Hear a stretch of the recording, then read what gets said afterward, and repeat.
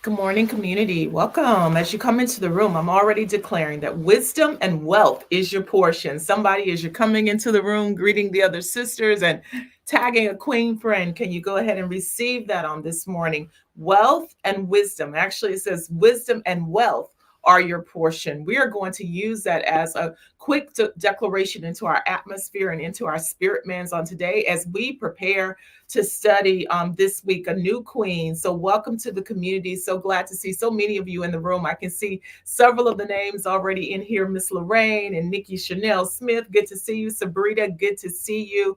Good to see so many of you coming into the room and tagging your girlfriends. Go ahead and get them up on this morning. This lesson will be very valuable. Kathy, good to see you. Tiffany, good to see you, ma'am. Good to see each of you coming into the room. For some of you, as you're coming, Arlinda, good to see you as always. Deborah and Sharice, Jackie Murray, good to see each of you. Not meaning to overlook anybody, many of the names say Facebook user, as I regularly acknowledge. So for those of you for whom I can see your name, good morning and good morning to everybody. I want to remind us quickly, just dropped in my spirit to let you know that we are nearing the end of January and about to roll into February. And I'm super excited about all that God is already doing, fortifying, strengthening within us in January. And we'll only go deeper in February. So for those of you who are desiring to do so and should do so, for your own growth and maturation. I want to remind you that we will start the first session of the cohort in February. It will happen this year, the third Mondays of each month. So even if you haven't determined to commit for the entire year, give yourself an investment. Give yourself an investment. Give yourself a chance and just enroll for at least the first month so that you get a taste of the work that we do behind the scenes in a deeper way. It is a virtual format. So for those of you who are living in other places who perhaps think you can't go because you're not regularly in Houston, it is virtual. And so whether it is to my Houston colleagues or people who are part of our community who are in Ohio, who are in Florida, who are in North Carolina, California, wherever you are, it is a virtual platform. And I know because of the downloads that the Lord has already begun to place in my heart that it will be a time of accelerated growth, accelerated accountability. And it kind of puts us on track with who we are here in the community. As I was thinking about, we've moved on already, so I hope you caught it and we're already gone. As I was processing the word that God had in my spirit for us on today, that wisdom and wealth are your portion. He reminded me that this community, particularly for this year, as we work through our theme 2024, a good work in us, that I am to be very clear of the women that we are communing with, that we are teaching, that we are working with this year. And it is women who are intentional about maturing, women who have made a cognizant choice to put away childish things, women who are making decisions that are not solely based or are concerned about their right now, but they're thinking about their futures. They're proactive, not just reactive. They're not victims where the world is happening to them or at them, but they're taking the harness of the world by the horn. They're taking the harness of their lives and they're being very intentional about aligning what God has said, his promises, his word, with their behavior, with their conduct, with their actions, with their choices.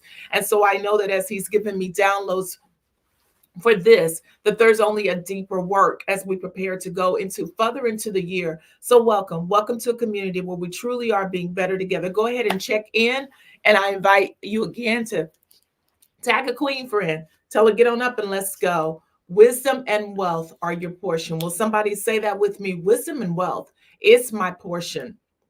Early last year,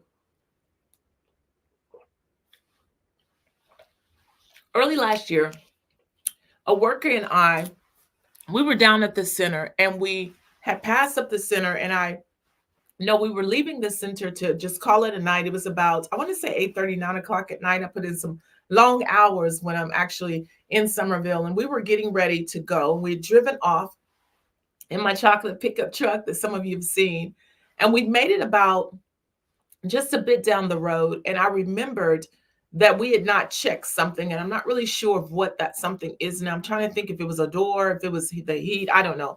But we made a decision to turn around and go back for a quick moment. And so we pulled into a yard and we backed up, and we made our way back down to the center.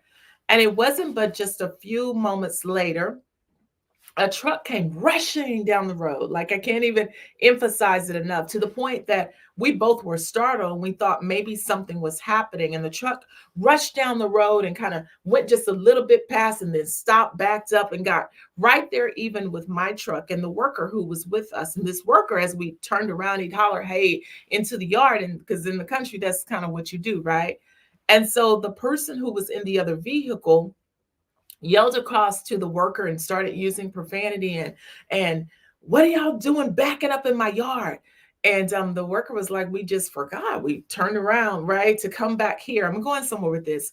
And the person then said, "Well, I was scared. In today's, you need to be mindful backing up in people's yards and da da da da da and turning around and not saying who you are, asking first before you back up in their yard." And she's explicit in her words and just all of that, right? Because I could have been afraid. If I was afraid, I could have got something. I could have took care of it. And so that's the quick snippet scenario of what happened.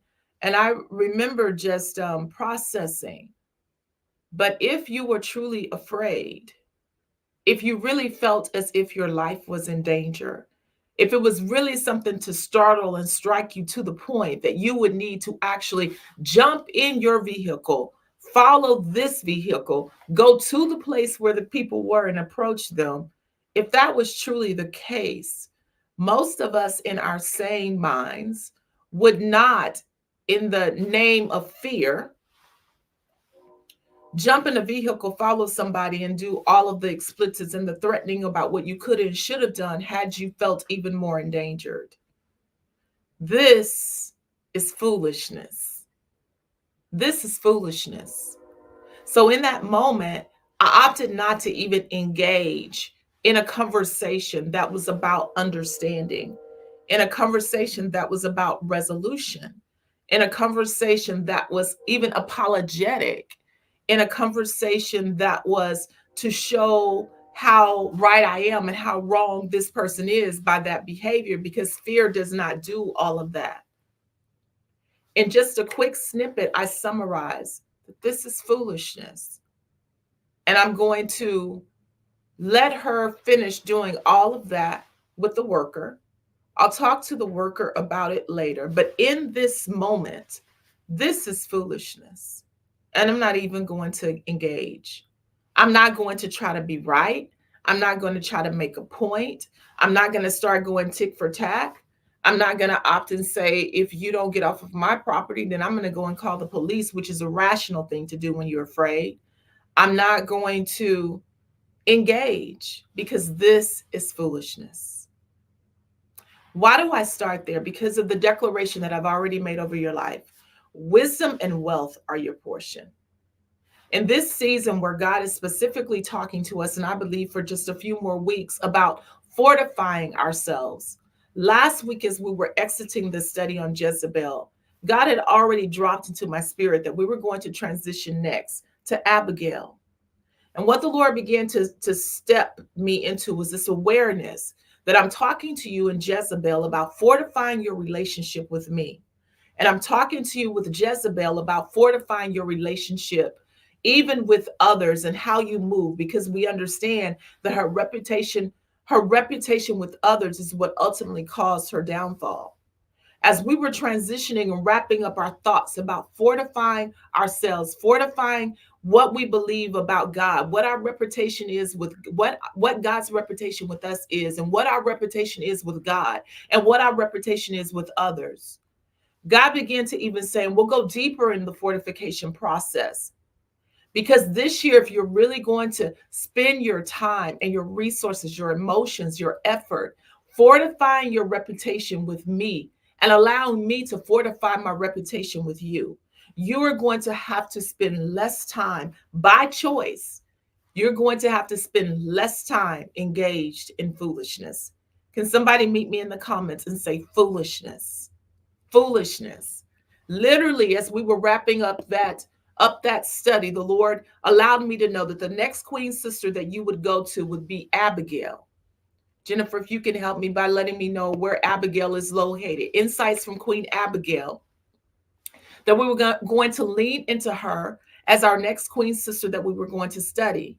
And that we were going to be very intentional about highlighting places of foolishness.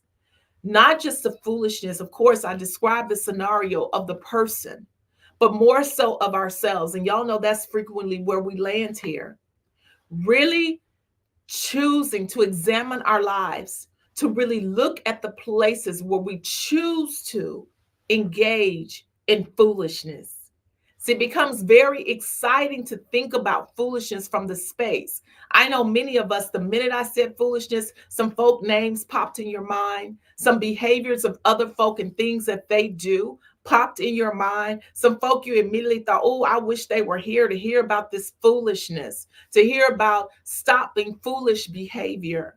But where the Lord is pulling our coattails, where the Lord is tapping us on our shoulders, where the Lord is causing a conviction in our Holy Spirit, and the Holy Spirit that indwells on the inside of us, is of course not in the space of examining other people, but really looking at our behavior to see, where do I engage in foolishness? Quickly, as a backdrop, I want to just pull up this definition of foolishness. Foolishness is beyond incidental or temporary lacks of judgment. It's a state of doing things without thinking or considering the result. I want to say that again, foolishness. And each of you can read it. You may want to do a quick screenshot because we're going to be with Abigail for a moment. It's foolishness beyond incidental or temporary lacks of judgment. It's a state of doing things. You do it, a state. It's a way of being. It's your habit. It's becoming a characteristic trait. It's a state of doing things without thinking or considering the result. That's foolishness. That's foolishness. A way of doing things without thinking or considering the result. It can become almost automatic. Can become again a habit. It's growing into a characteristic. It's engaging in that repeatedly without really thinking about what is this doing? Doing to what may be the question. Doing to my peace, doing to my spirituality, doing to my intellect, doing to my finances, doing to my relationships, doing to my physical well-being. It's foolishness. And I'm going to say it again. And it's easy to jump with excitement to the topic of foolishness when we're applying that foolishness lens to other people. But in this day where I sense God calling us into our higher purpose, into our deeper walk with Him, into the calling that He's put on our lives, into the anointing that He's put on our lives, into the longevity that He's put on your life, so that you can be around to mother your children, into the solidarity that He's attempting to plant into our spirits, so that those business plans can go forward, so that those dreams and those visions and those thoughts can go forward. The foolishness lens with which we are activating is not to necessarily look at the lives of others, other than if we're choosing to engage with someone who repeatedly engages in foolishness. God is really calling us to examine ourselves. God is calling us to look at those spiritual decisions that we make that impact our spiritual well-being. It's the intake, what we allow to get in our eye gate, in our ear gate, in our mouth gate, in our souls, allowing, whether it's via radio, whether it's via some type of television show that we just love it, man, we just love it. I saw one of our community sisters say the other day, even on just watching some things on Tubi, she said, I am switching what I'm watching because some of that stuff is not good for my spiritual well-being. I'm asking us to have real talk, real examination, real assessment with ourselves, because there's a more that the Lord has on the inside of you. There's a something that God really does want to produce. There's a thing that He's created you to do. And if we're not careful, we can engage in mindless behavior so frequently that it becomes our habit. It becomes our unwind time. It becomes just a thing that we do, and we don't realize that it's killing our spirituality. That particular show, whether it's some version of the Housewives or it's some deep I forget what to even call them, but they're the show like a soap opera style show, or there's some drama, or there's some series. And if truth be told, you already know that thing does not fuel your spirit. You already know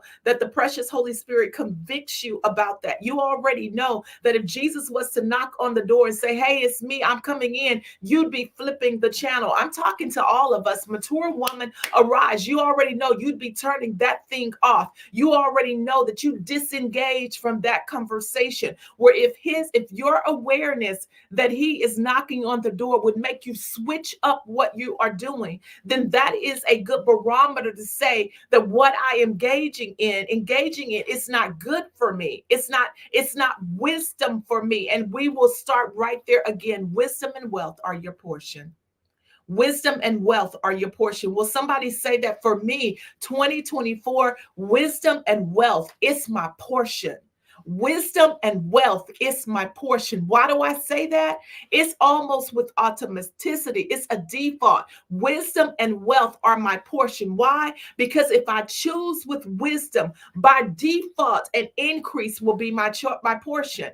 If I move with wisdom, by default, wealth will become my portion. If I move with wisdom in my spiritual life, by default, growth and increase, wealth will be my portion in my spiritual spiritual well-being. If I move with wisdom in my finances, by default, I'm going to save more. By default, I'm going to have increase. By default, I'm going to waste less, and wealth will be my portion. Wealth does not have to be this hokey pokey magic drop from the sky type of result for our lives. By default, if we move with wisdom in certain categories, wealth will be our portion. Wisdom and wealth are our portion. I declare it over your lives, and I command mature women to arise. This is not I hope so. This is not, again, some kind of quick formula, some type of turnaround 3 times, or some type of I work myself up in this hype. Truly, with intentionality, I can choose different and I can have different.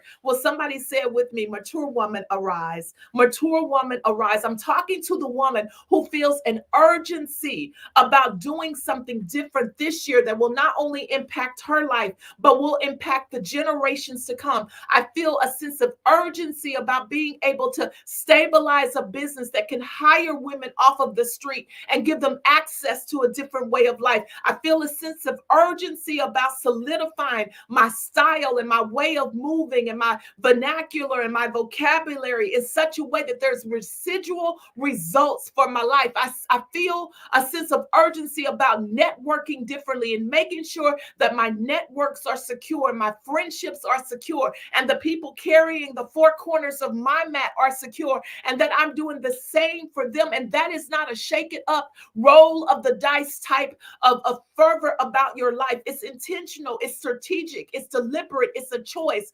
Wisdom and wealth are my portion because I've made up my mind that wisdom and wealth are my portion. I'm going to be proactive. I'm going to make cognizant decisions. I'm going to have crucial conversations. None of these things are roll of the dice, actions, behaviors, and conduct. It is for mature women who are deliberately choosing that in 2024, wealth and wisdom are my portion. I pause for a quick digression. That's why even when I heard people already beginning to make the cute slogans and the cute sayings, and I'm good with words too. I like alliterations and I like to play with the words. But I was telling a dear friend of mine, as they were saying in 2024, I want more. I said, whoa, more what? What you talking about exactly? See, I'm over it. Many of you who are here in the community, you know, we're over it over here. Cliches and quick stuff, it does not do. I'm pulling down that stinking thinking, and I'm not just rolling with these days that I have remaining in the earth. I'm not just doing like little quick cute stuff just for the sake. I really do want different. And so when they began to say in 2024, I want more, I said, more what? What exactly? Can somebody say that with me? More what? Tell me what we're talking about, because there are lots of things from 2023 that I don't want no more of that. I had more than enough. I had my fair share of tears. I had my fair share of disappointments. I had my fair share of stuff not going the way it should have. I had my fair share of sitting with God and trying to understand the why and asking God to connect the dots. I had my fair share of waiting. So when you say in 2022, in 2024, we want more, somebody gonna have to specify for me, because I'm way too grown to play games. I'm way too, at this big old age and this big old stage, I'm way too grown to keep putting things in the atmosphere with my mouth, not really knowing what I'm talking about and what I'm co-signing and what I'm agreeing to. So when you say 2024, I want more what? Be specific, give me guidelines. But as for me, I am specifically saying wisdom and wealth. Can somebody say that with me and say it like you mean it? Wisdom and wealth are my portion. And so as we engage with our Queen Sister Abigail, because that's who we're about to lean into, that's who we're really about to study, the Lord is allowing us then to see foolishness. The foolishness that is demonstrated is largely, as a quick backdrop, through her husband Nabal. Nabal is a man who the Bible describes as a scoundrel, y'all. He had money. He had wealth, he had influence, he had networks, but his character, his actions, his behavior, his conduct, his habits, they were all shrouded in foolish decisions. So Abigail finds herself connected to someone who makes foolish decisions repeatedly. Somebody's already identifying, but you better hold on for the curve. Abigail finds herself connected, married to somebody who repeatedly makes decisions that puts she and their family, their household in jeopardy. His way of thinking, his way of being, it would bring harm to she and their offspring, to she and their household, to their workers. And so Abigail finds herself there. And some of us are saying, Lord, have mercy. This study is for me, my Jesus, today. I know some co-workers. I got a spouse. I got a family member, a sister or a mama. I got a cousin. I got a somebody who repeatedly, is there anybody who's saying who repeatedly engages in foolish decisions, and them foolish decisions, Lord have mercy, they be landing right at my doorstep on my front porch while I'm just trying to sit in my rocking chair and just have a moment of woosah. Here she come again. Here he come again. Here come again the results of the things that they do and they say. Man, oh man, if they could just get it together so that I wouldn't have to suffer. My family wouldn't have to suffer. My sisters or my mama, whoever it is, would not have to suffer. Here they come again. Abigail, the queen sister that we would lean into, she is married to that type of person. But somebody say with me as we meet in the comments, getting ready to wrap up for today, mature woman, arise. Mature woman, arise. Come on, somebody, mature woman, arise. And so as we lean into that backdrop and that full awareness of the story of Abigail, I do want you to know this. I do want us to sit with this. As the Bible enters the story of Abigail, as the Bible leans into the story of Abigail, I want us to hear this. I'm going to actually pull it for you real quickly, and we're going to wrap up here sincerely. Just placing it here. Because I'm telling y'all, I know where we can go, and I know what we can do with that. When it begins to be about examining the other person, I actually went and pulled it in the interest of time because I want you to see it with your own eyes. I'm going to show it to you. Here it is on your screens. It says, now she is betrothed to Nabal, who's rumored to be cruel, brash, and deceitful. Y'all stand with me there with boldness. Can I get a few other community women to come to the comments right there? Before you even hear what I'm going to say, just say, I'm here. Stand with me right here with boldness, because this is the depth and this is the level of conversations that I'm having with myself. This is the depth. I'm putting this one phraseology in the comments so that we can see this. Because again, I highlight for you that Nabal's husband was foolish. The Bible describes him as a scoundrel. The Bible describes him as someone who would make choices that would put Abigail and their children and their offspring in danger. And I see y'all saying, I'm here. But I'm saying, I'm calling us to the carpet because the Bible also says this part. Now she was betrothed to Nabal. Somebody said, y'all hear where we're going. My God, my God, my God. Because this is where our power comes, somebody. This is where our empowerment comes. When we stand, when we say, I am right here. Y'all remember early on when we were just entering this, and I said it's like walking up to those directional signs, and that the Lord would start us right there, and he would give us a chance to say, I am here. I am right here. Because if you are truly sincere about getting to where you're trying to go, like on an airport map or on a mall map, the first step to getting to where you want to go is to stand in your truth and to say, I am here. If Queen Abigail was alive, I would call her to the carpet and say, Abigail, then get right here with us and say, I am here. Because long before the word says, and Nabal, her husband, the word says she was betrothed to Nabal. Are y'all tracking with me? She was betrothed to Nabal. And the work of the community, as we hold ourselves accountable, the work of this community of women is we don't do a whole lot of long talk about about other folk and how they are. So we will give a nod to Nabal, and we will give a nod to the fact that he was a scoundrel, and we will give a nod to the fact that he made decisions that would impact and be detrimental towards Abigail and her children. Come on, community, y'all know us. And we will give a nod, and we will come for you and fight with you because he's showing out and he's showing up. But this is the thing. Long before Nabal became her husband, the word says that she was betrothed to him.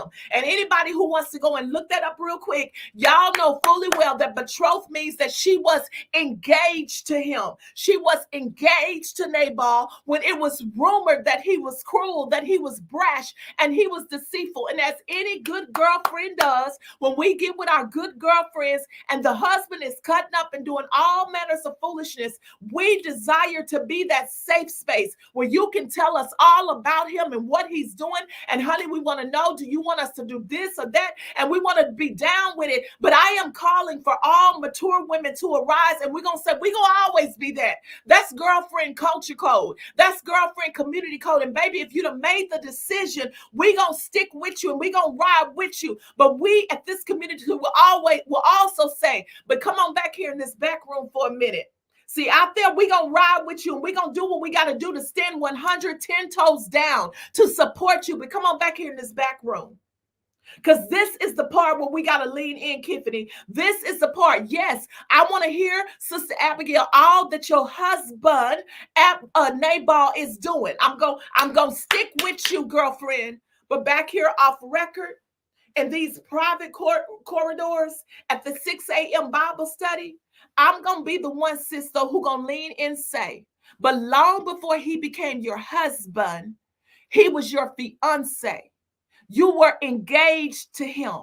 And even then, good girlfriend, it was rumored that he was cruel, that he was brash, and he was deceitful. And while I'm going to ride with you in public and I'm going to help you, sis, I owe it to you, sis, to call you to the carpet. I owe it to you, sis, to do straight talk with you. I owe it to you, sis, to say that you know things and you hear things and you understand things, and you will bulldoze right past that understanding. You will bulldoze right past those good girlfriends who tip and tap you on the side and say, sis, hold up a minute. You will bulldoze over those types of decisions, and you will do what you want to do. And then when those results show up in your life and you get to call and you want us to come coming, but sis, we're not going to keep doing that kind of stuff in 2024. We're not going to keep doing that kind of stuff in 2024, where there is a host of witnesses, where there's solid folk who have written in your life, who when they finally pull you on your coattail and they say, sis, I don't think you ought to do that, sis. Sis, I don't think you ought to make that decision, sis. Sis, I don't think you ought to go down that road, sis. You cut them folk off. Because here's the deal, y'all. As we listen, as we lean into Queen Abigail, in truth, Queen Abigail was married to a fool. But long before Queen Abigail was married to a fool, Queen Abigail was engaged to a fool, which means that Queen Abigail was dating a fool, which means that Queen Abigail bumped into a fool, which means that Queen Abigail went out on a date with a fool. And somewhere up in between, long before you got to covenant and I do, he was a fool. Foolishness. Foolishness, y'all. Foolishness. Come on, somebody. Y'all be grown with me. Don't start backing up and getting all wiggly and squirmy now. Foolishness. There are many things that end up being permanent fixtures in our lives that we have to go back and deal with. And we like to jump to that part and highlight that part. What's not working and who didn't do and what blah, blah, blah, blah. Y'all know what we say. I'm talking to us about us. But is there anybody else in the room on today who is saying, I am here and I want different? And if it's foolishness, it's foolishness. And I want to do better. I want to make more mature decisions. I want to be strategic about my next moves. I want to have a different result. Wisdom and wealth will be my portion in 2024. And I'm grown woman enough to call my own self to the carpet and say, there have been moments when it's just been straight up foolishness. I am here and I want different. So I ain't trying to spend a whole lot of energy fixing other folk. I'm trying to look at myself. So here's our takeaway, because it's so time to go. Y'all already start the deep work. We're going to use Abigail. So everybody get your books and get ready. We're going to deep dive into Abigail. But I want you to go ahead and start doing the work.